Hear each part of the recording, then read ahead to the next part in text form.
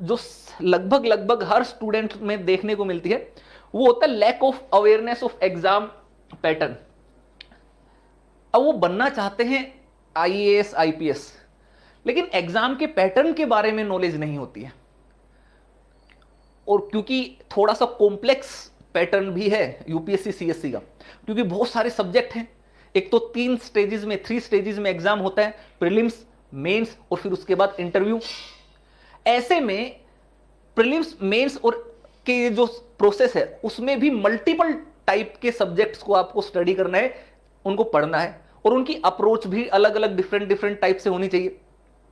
अब बहुत सारे स्टूडेंट्स को यह लगता है कि वो सेम चीज पढ़ करके, जो उन्होंने स्कूल या कॉलेज की जो बुक पढ़ी है उन्हीं को पढ़ करके वो एग्जाम क्वालिफाई कर लेंगे। क्योंकि जब सिलेबस देखते हैं तो उनको सुनने में आता है, देखने में आता है, सिलेबस में लिखा है हिस्ट्री, ज्योग्राफी, पॉलिटी, इकोनॉमी, तो लगेगा अरे वाह ये तो हमने स्कूल में भी पढ़ा है, कॉलेज में भी पढ़ा है, चलो फिर वो बुक पढ़ करके हम क्वालिफाई कर लेंगे।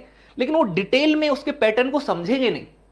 एग्जाम का जो पैटर्न है उसको ये नहीं समझ पाते हैं कि हर सब्जेक्ट, हर एरिया एक दूसरे से इंटरलिंक्ड है। आप कभी भी किसी भी एक सब्जेक्ट को इंडिविजुअल अलग करके नहीं पढ़ सकते हैं।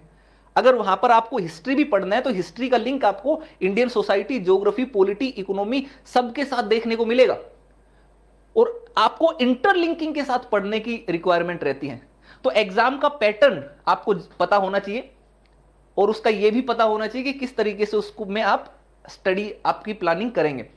प्रीलिम्स कैसे होता है, ऑब्जेक्टिव टाइप के क्वेश्चन आते हैं।